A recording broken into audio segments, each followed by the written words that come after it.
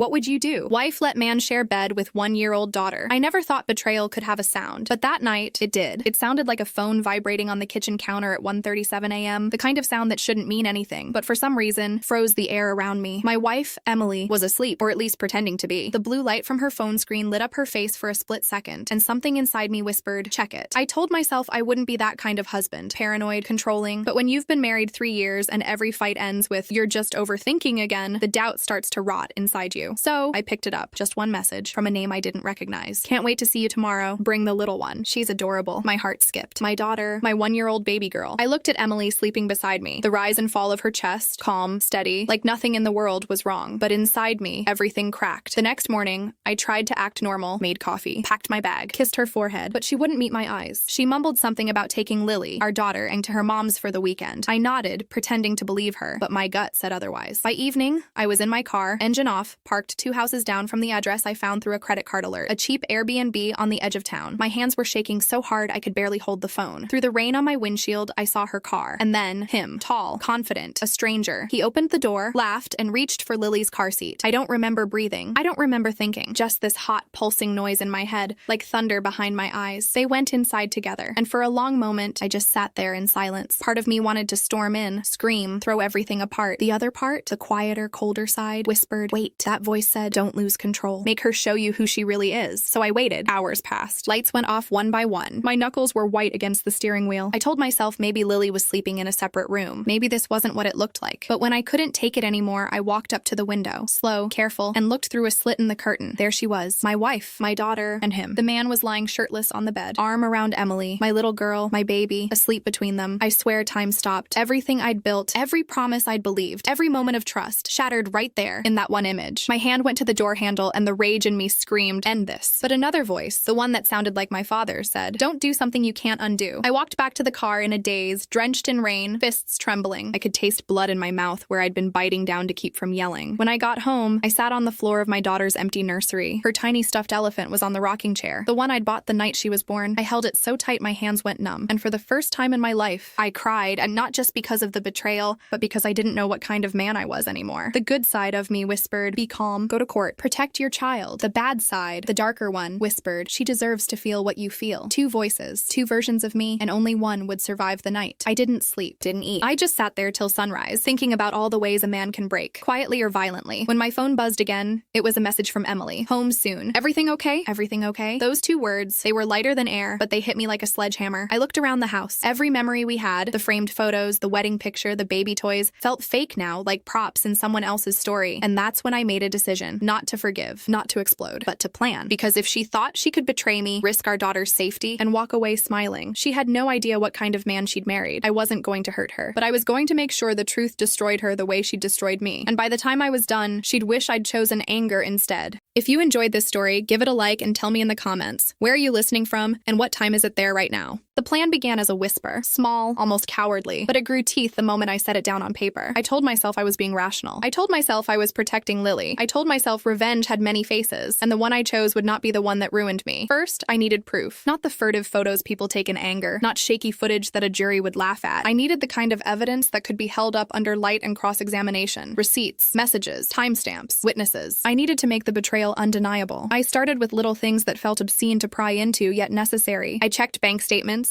traced a trail through credit card charges, and fast food receipts. There was the Airbnb reservation under a different surname. There were dinner reservations at a restaurant 2 towns over. Timestamps lining up with the nights Emily claimed to be working late. There were small dollar transfers to a PayPal account with a name I'd never seen before. The pattern formed like a map to the truth. Then I began to watch. Not from my car in the rain, that was the impulsive man's job, but with the measured patience of someone learning to hunt. I followed Emily's social media, but also her offline habits. When she left the house, how long she'd be gone, the way she guarded her phone like a secret. I sat in my truck across from her office one Wednesday and watched a different car pull up, watched her talk to a man at the curb for 5 minutes, watched them both smile like teenagers conspiring. It's a small thing the way people smile when they're having an affair, but it carries 1,000 small gestures that add up to certainty. People think planning like this makes you less human, but it made me feel alive in a cold way I hadn't felt since Lily was born. The anger softened into a focus so sharp I could see the edges of the plan clearly. clearly. I walked through legal forums until my head buzzed with terms I'd once dismissed as soft law talk. Custody petitions, restraining orders, evidence submission. I made calls, anonymous ones at first, to lawyers who talked like I was a stranger. And then, when I described the situation without melodrama, like a client, they could help. I did not want custody as revenge. I wanted custody because watching them sleep with my daughter between them, I still could taste that image that had tattooed a fear into me I couldn't ignore. I wanted Lily safe. I wanted a court to look at these people and tell me unequivocally that what they did was wrong. While the legal plan took shape, so did the public one. There are quieter ways to humiliate than a shout on a street corner. I thought about exposure the way an artist thinks about composition, where the eye should fall, when the reveal should come. I would gather facts, then place them precisely where they hurt the most, in front of people who mattered to Emily, her mother, her colleagues, the women who were friends with her on social media, who still posted baby photos and congratulatory emojis. I wanted the whispers to reach ears that mattered to her sense of safety and belonging, not physical harm, social and legal ruin, a mirror held to the life she pretended was pure. At night, I rehearsed arguments that sounded absurdly civilized. I present Exhibit A, an Airbnb reservation. Exhibit B, messages asking her to bring our child. Exhibit C, medical receptionist testimony about a routine check the man lied about. I imagined a courtroom, the judge's polite, indifferent face, and my hands that trembled as if I had only practiced trembling. But underneath the rehearsal, something darker slithered. The satisfaction that the truth could sting more than a fist. That a life built on lies could be dismantled without me becoming the monster the internet loves. There were nights when the other voice, the one promising immediate, violent catharsis, roared back into the room. I would close my eyes and picture them startled, the man's jaw clenching, Emily's face turning ashen when confronted. I pictured scenes from movies where men exact brutal justice and then weep in the aftermath. But I kept returning to the nursery where Lily's stuffed elephant sat propped on a chair, fur soft and threadbare from being hugged 1,000 times. Every cruel action had a cost, and the cost would be my daughter's memory of her father. That was not a sacrifice I would make. Instead, I took smaller risks. I met with the man once, by accident, at a coffee shop where I knew he liked to go, and watched him laugh and toy with his phone as if he owned the future. I studied his face for guilt and found none. He was the kind of man who wore confidence like casual clothes. I left a business card, my name, my number, so that if anything happened to Lily, he would have a thread back to me. It was a stupid theatrical move. Maybe I wanted him to notice me, to feel the eyes I'd trained on him. Maybe I wanted him to know his life was no longer private. Emily's messages grew sporadic, affectionate little emoji-laced notes when she wanted to appear normal, abrupt replies when I started asking mundane questions that suddenly felt heavy. She asked once, indirectly, if I was okay. I answered with a voice that did not tremble. Fine, just tired. It was the safest lie. The week before I filed the first papers, I made one last move that felt like betrayal in its own right. I recorded conversations when she talked about arrangements and fun weekends in a tone that made my stomach twist. I didn't tell anyone I was recording. It felt like stealing, but the law in my state allowed consent recording in private. I told myself it was evidence for Lily. I told myself it was necessary. I told myself a lot of lies to get through the long, hollow days. Then, on a gray Thursday, I handed a thick envelope across a lawyer's table. It rattled with printed receipts, screenshots, a timeline I had laid out like a roadmap of deceit. I watched the attorney's eyes flick over the pages and felt something like relief, sharp, brittle. The lawyer's voice was calm, professional. He said words like probable cause and custody evaluation and protective custody, and for the first time since I found that message, the world felt like it had a pulse. But plans have a way of tipping you into unexpected places. As the court date approached and the pieces of the case were collected, I felt the inevitable shift. The truth would not just be a private thing between three people. It would be exposed, dissected, put under a microscope. I would be the one to put the knife to the paper and invite others to see. There was a loneliness in that decision I had not accounted for. Making someone else accountable meant everyone would see my pain laid bare, the images, the messages, the moments I had collected in the dark. I would be the narrator of my own humiliation. Still, I pressed forward. Because when your child sleeps between strangers, when your home becomes a theater for other people's pleasures, the only sane thing left is to pull down the curtain and say, look, judge me for what I do now, but do not forget what they did. The first summons came in the mail like a small official verdict. Hearing those words read aloud, the date, the courtroom number, felt like stepping onto a stage from which there was no exit. I would have to tell a story, and my next act would decide whether I was a father who used the law to protect his child, or a man who used it to tear lives apart. Either way, the world would watch. The morning of the hearing arrived like a slow exhale, the kind that tastes like metal and regret. I hadn't slept. The house was quiet, unnaturally so. Lily was still with Emily, and the silence of her absence sat heavy in the air. Her toys remained scattered on the living room rug, bright colors against dull wood floors. They looked like memories frozen mid-laughter. I stood in front of the mirror, buttoning my shirt, and for a second, I didn't recognize the man staring back. The eyes were mine, but colder, harder, like something inside had been carved out and replaced with purpose. The courthouse smelled like coffee and disinfectant. My lawyer Martin was calm, too calm. He'd done this before. For him, betrayal and pain were just paperwork. But for me, this was everything. Emily arrived 10 minutes late. She walked in holding Lily's hand, wearing a soft gray coat like she was attending brunch, not a custody hearing. When Lily saw me, her face lit up and she reached for me. That moment, that small, innocent gesture, tore me apart. I caught her in my arms and felt her heartbeat against my chest. Emily's eyes flickered just for a second. Guilt, fear, I couldn't tell. The man, him, wasn't there. He wasn't part of the legal case, just a ghost that hovered over everything. When the session started, I thought I was ready. I'd spent weeks preparing, rehearsing, bracing. But when the judge asked, "Mr. Carson, could you explain the nature of your concerns?" my voice cracked. I didn't talk about anger. I didn't talk about revenge. I talked about fear. Fear for my daughter's safety. Fear of boundaries being crossed, of innocence being disregarded. I described the photo, my wife, her lover, and my baby asleep between them. I felt the air shift in the room as I spoke. The judge's eyes narrowed. Martin nodded slowly. Emily tried to interject, voice trembling. It wasn't like that. He didn't, but the judge raised a hand. "You'll have your turn." For the next hour, my life was dissected. Emails, photos, timestamps, every private moment turned public. My marriage reduced to evidence. When it was her turn, Emily cried. Not the performative kind. The real shaking kind that makes your hands grip the edge of the table. She said she'd been lonely, that I'd been distant after Lily was born, that she didn't mean for things to go so far, that she thought the man was harmless around our daughter. Those words, harmless around our daughter, hit me like a hammer. I could see the judge flinch just slightly. It wasn't anger I felt then. It was something colder, something final. When it ended, the judge said he'd review the evidence privately and call for a final session in 2 weeks. 2 weeks, a lifetime of waiting. Outside the courthouse, Emily caught up to me. Her eyes were red. "Please, can we talk?" "Not here." I didn't want to, but she was Lily's mother. So I nodded, and we walked to a quiet spot under the courthouse steps, where the city noise sounded distant. She said, "You think I'm a monster." I said, "I don't know what you are anymore." She shook her head. "It wasn't what it looked like. He was just someone who listened. I didn't think you'd care. You were always somewhere else." That one landed harder than I expected, because part of me knew she was right. After Lily was born, I had pulled away. Not because I didn't love them, but because I didn't know how to be everything at once. Provider, husband, father. Somewhere in that mix, I'd become invisible. But betrayal doesn't disappear just because you understand it. "I don't care if you were lonely," I said quietly. "You don't bring my daughter into that. You don't let another man lie next to her. You crossed a line you can't uncross." She looked at me with this strange expression, part regret, part exhaustion. "I know," she whispered, "and I'm sorry. I swear, I didn't—" Her phone buzzed in her hand. She froze. I didn't need to see the screen to know who it was. The guilt in her eyes told me everything. I turned and walked away. Didn't say another word. That night, I sat in Lily's empty room again. The rain tapped against the window like it was trying to get in. I opened my laptop and began writing a message, not to Emily, but to the man. "You don't know me, but you've been sleeping beside my daughter. That ends now." I stared at the blinking cursor, feeling the weight of every word. Then I deleted it. I realized he wasn't the one I needed to destroy. He was just the symptom. The real reckoning had to come from truth, and truth had to be seen. So I did something I never thought I would. I uploaded every piece of proof I had. The photos, the Airbnb receipts, the timeline, to a private folder. Then I sent it to one person, Emily's boss. I didn't include a message, just a subject line. "You should know who's been bringing your employee's child into private meetings." Petty? Maybe. Cruel? Definitely. But in that moment, I wasn't trying to be noble. I was trying to be heard. Within hours, she called me, panicked, crying, begging me to take it down. But it was too late. The truth was out. The mask had cracked. I didn't yell, didn't curse. I just said, "This is what happens when you burn someone who still had love left." Then I hung up. The next few days were chaos. She lost her job. Her friends started asking questions she couldn't answer. The man stopped showing up altogether. For the first time, the silence that followed didn't feel empty. It felt like justice, quiet, cold, and complete. But even as I told myself I'd done the right thing, a part of me wondered, was this still about Lily's safety, or had I crossed into something darker? I didn't know then that the real twist, the one that would test everything I thought I knew, was still coming. Because in exposing her, I was about to expose myself too. I thought exposing her would bring peace, that once the truth was out, once the world saw her for what she'd done, I'd finally be able to breathe again. But peace doesn't come from destruction. It comes from what's left after. And what was left was silence, the kind that rings in your ears. It started 2 days after everything went public. My phone buzzed nonstop. Messages from her friends, from her mother, from numbers I didn't even recognize. Some cursed me out. Some called me a hero. Others said I'd gone too far. But none of it mattered. The only thing that did was the small, heartbreaking voicemail Emily left me that morning. Her voice was barely there. "I lost my job, James. They suspended me. Everyone knows. I can't even leave the house. Are you happy now?" Then silence. And under that silence, a soft sound. Lily crying in the background. I didn't delete it. I couldn't. I must have played it a dozen times that day, each time hearing something different. Guilt, anger, regret. I'd wanted justice. I'd gotten it. But hearing my daughter cry through that message, that's when I realized something. In my war against betrayal, I'd turned the battlefield into my child's home. That night, I couldn't sleep again. Every time I closed my eyes, I saw Lily between them. But now I also saw Emily, hollow-eyed, broken. Not because I pitied her, but because I realized I'd become what I swore I wouldn't. The man who uses pain to feel powerful. The next morning, there was a knock on my door. When I opened it, Emily stood there, rain-soaked, trembling, holding Lily in her arms. Her eyes were red, her voice barely a whisper. "I can't do this alone anymore." For a moment, I didn't know what to say. I wanted to tell her to leave, to stay gone. But then Lily reached out her arms, and I froze. Emily stepped inside without waiting. She put Lily down, and the little one waddled straight to her toys as if she hadn't been away for weeks. The innocence of that small act, playing like the world hadn't fallen apart, broke something in me. We sat across from each other at the kitchen kitchen table. No yelling, no accusations, just the sound of Lily humming to herself as she stacked her blocks. Emily spoke first. They told me at work they're filing a report. They said it was a violation of company conduct. I'll probably lose my license too. I stayed quiet. She looked up, eyes glistening. I know I hurt you, James. I know you hate me, but I never thought you'd go this far. That stung, because the truth was, neither did I. I didn't do it to ruin you, I said. I did it because you let a stranger lie next to our daughter. Her voice cracked. He didn't touch her, James. He didn't even— I don't care, I cut in. You don't gamble with her safety. We both went silent. The kind of silence that feels like a wall. She took a breath. You win, okay? You get what you wanted. The court will probably give you full custody now, but I want you to know something. Her voice wavered. Lily's going to grow up one day. She'll see all this. The court files, the stories, the photos, and she'll see what we did to each other. Not just what I did, what we did. Her words hit me like a slap, because in all my planning, all my righteous anger, I never thought about that. About what my daughter would see when she was old enough to understand. The hero I imagined myself to be started crumbling right there in that kitchen. After she left, I sat on the floor beside Lily as she built her little towers. She handed me one block and said, "Daddy, help, help." Such a simple word. I realized I'd spent months trying to hurt, trying to prove, trying to win, but not once had I tried to help. Not her, not Emily, not even myself. That night, I called Martin, my lawyer. I want to change the filing, I said. He sounded confused. Change it? To what? I don't want to take her away from her mother. I just want shared custody and mandatory counseling for both of us. There was a pause on the line. Are you sure? He asked carefully. After everything she did? I'm sure, I said. I want to win something worth keeping. The next few weeks were strange, quiet. The storm had passed, but the debris was everywhere. Emily and I barely spoke, except about Lily, but the tone had changed from fire to fatigue, and somewhere in that exhaustion, there was a small flicker of something human again. Then came the final hearing. The judge reviewed everything, the photos, the statements, the counseling request, and then she looked at both of us and said, "Mr. and Mrs. Carson, you've both made choices that harmed not only each other, but your child's stability. However, I see willingness for repair. That's rare." She granted shared custody, mandatory therapy, and a 6-month review. It wasn't a victory parade. It was mercy, quiet and conditional. Outside the courthouse, Emily turned to me. "I don't expect forgiveness," she said, "but thank you for not taking her from me." I nodded, voice low. "Just don't make me regret it." That was the last thing I said before she walked away. That night, Lily slept in her crib again, in her own room, surrounded by the soft hum of the baby monitor and the faint glow of her nightlight. And for the first time in months, I slept too. But deep down, I knew the story wasn't over, because forgiveness isn't a decision. It's a war that restarts every time you remember why you needed it in the first place. And as much as I wanted peace, I knew the hardest part was still coming. 6 months, that's how long the court gave us. 6 months to prove we could be civil, co-parents, maybe even functional human beings again. When I first heard mandatory therapy, I thought it was a joke, another bureaucratic box to tick. But on the first day, sitting in that sterile room with beige walls and an aroma of peppermint tea, I realized this wasn't about the law. It was about unlearning survival mode. The therapist's name was Claire, mid-40s, soft voice, eyes that looked like they'd seen every kind of human collapse and rebuild. She began the first session by asking, "What do you both want from this?" Emily spoke first. "I want him to stop hating me," she said, eyes fixed on the carpet. Claire nodded gently. "And you, James?" I hesitated. My first instinct was to say I want her to feel what I felt, but that wasn't true anymore. Or at least, it wasn't the full truth. "I want to stop feeling like I'm waiting for the next betrayal," I said finally. "I want to be a father who doesn't see ghosts every time he closes his eyes." Claire nodded again, like she'd heard that before, maybe 1,000 times. The early sessions were tense. Emily cried a lot. I stayed cold, detached. But week by week, the tone shifted. We started talking about before the cheating, before the resentment, about how everything had changed after Lily was born. Emily said something one afternoon that I still think about. "You didn't see me anymore, not as a woman, just as a mother. Like I'd become invisible once you had her." That one stung because it was true. I loved her, but in a practical, mechanical way. Pay bills, change diapers, survive. Somewhere between exhaustion and responsibility, I'd stopped being a partner and started being a routine. And she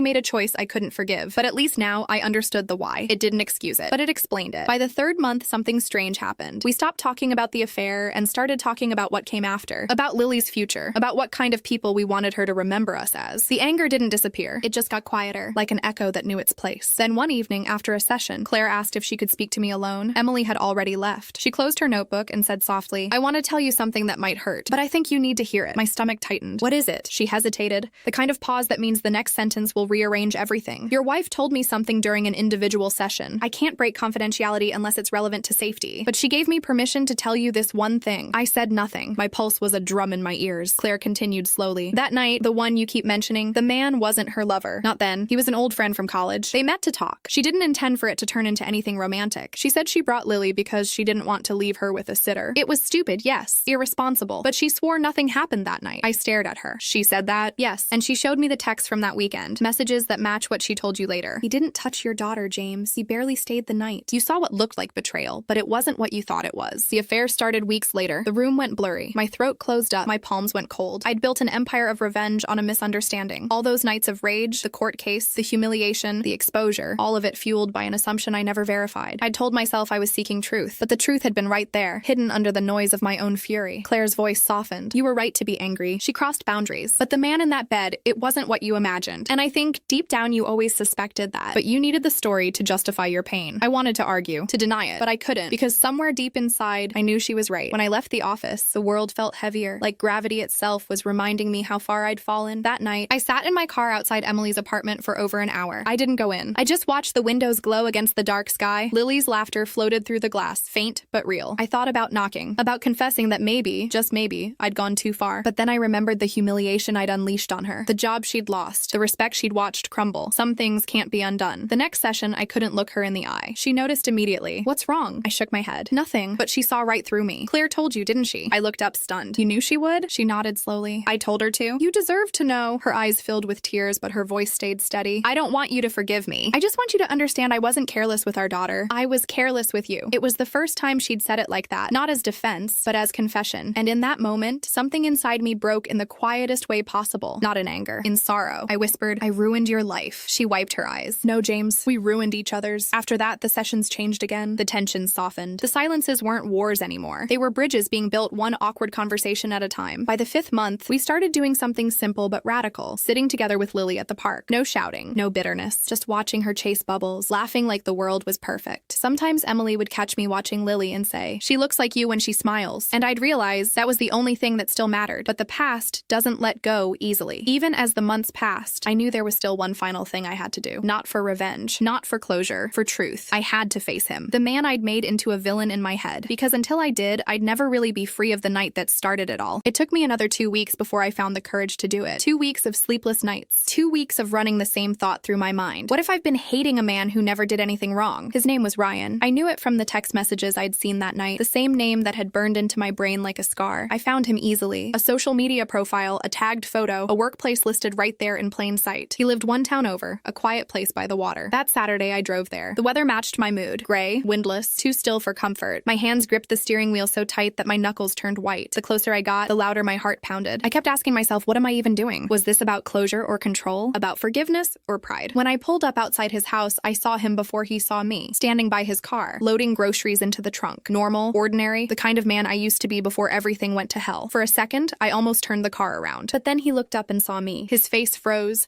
then shifted into something between recognition and dread. He said my name like a question. James? I stepped out of the car, every muscle tight with years of unsaid words. Yeah? We need to talk? He hesitated, but didn't run. He nodded slowly. Okay, inside. We sat at his kitchen table. The silence was suffocating. I could hear the faint ticking of a clock, the hum of a refrigerator. Every mundane sound felt like an insult to the chaos inside me. He poured 2 glasses of water. Neither of us drank. Finally, I said it. Did you sleep with my wife? He didn't flinch. He just nodded, eyes steady. Yes, but not that night. The words hung there, heavy, inevitable. I clenched my jaw. Then when? He sighed, rubbing his face with both hands. A few weeks after, she told me she and you were separated. Said it was over. I believed her. I shouldn't have. I ended it the moment I realized it wasn't what I thought it was. He looked up at me, guilt etched into every line of his face. That night you saw, it wasn't like that. She brought Lily because she didn't trust anyone else to watch her. We talked, we fell asleep. Nothing happened. I swear on my life. I stared at him, waiting for some flicker of deceit, some sign of the liar I'd imagined. But there was nothing. Just remorse. Just truth. And suddenly, it all hit me, the absurdity of it all. The months I'd spent consumed by revenge, the rage that had almost destroyed me, the sleepless nights plotting justice for a crime that hadn't even happened the way I thought it had. I'd built my identity around pain, and now that pain had nowhere left to go. Ryan's voice broke through the fog. I know you hate me. You should. But please, and for your daughter's sake, don't let this ruin you anymore. It's already ruined enough. For the first time in years, I didn't feel anger. I felt exhaustion. I stood up. You're right, I said quietly. It's over. He looked surprised. Just like that? Just like that, I said. Because I'm done carrying something that doesn't belong to me anymore. And I walked out. The drive home felt different this time, like I was leaving a grave behind. Not his. Mine. When I got home, Lily was in the living room, stacking blocks. Emily sat on the couch, watching her, unaware that anything had changed. I knelt down beside Lily, helped her stack another block. She smiled. That same innocent, gap-toothed smile that had kept me sane through everything. Emily asked softly, "Where were you?" I looked up at her. I went to see Ryan. Her body tensed. What happened? Nothing, I said. And that's the point. Nothing happened that night. You were right. Her eyes filled with tears, but she didn't say a word. I continued, my voice steady. I'm not saying I forgive you. Not yet, but I'm done living in that night. I want to move forward. For her. I looked at Lily again. For all of us. Emily covered her mouth, stifling a sob. She whispered, "Thank you." We didn't hug. We didn't say anything else. But for the first time, the silence between us wasn't a wound. It was a seed, something new, fragile, maybe even hopeful. That night, after I put Lily to bed, I stood by her crib for a long time just watching her breathe. And in that quiet room, I realized the real revenge had already happened. Not against Emily, not against Ryan, but against the man I used to be. The broken version of myself who let pain define him. He was gone now. In his place stood someone different. Someone who'd faced the darkness and chosen not to live there anymore. I leaned down, kissed Lily's forehead, and whispered, "You saved me. You know that?" She stirred, half asleep, mumbling, "Daddy?" "Yes, sweetheart," I whispered. "Daddy's right here." The next morning, I packed up the remaining papers from the lawyer, the court documents, the old messages. I took them to the backyard, threw them into the fire pit, and watched the flames turn them to ash. Each flicker felt like a release, every spark burning away a version of myself I no longer needed. As the last page curled and vanished, I felt something I hadn't felt in years. Peace. It wasn't forgiveness. It wasn't forgetting. It was freedom. Later that week, Emily sent a message. "Thank you for today, for everything. Maybe someday we can be friends again." I stared at the text for a long time before replying, "Maybe we already are." And for the first time, I meant it. The true betrayal wasn't what he thought. The revenge he sought became the very chain that imprisoned him. And his act of facing truth, not vengeance, became his real form of justice. In the end, I didn't destroy them. I destroyed the man who thought he needed to.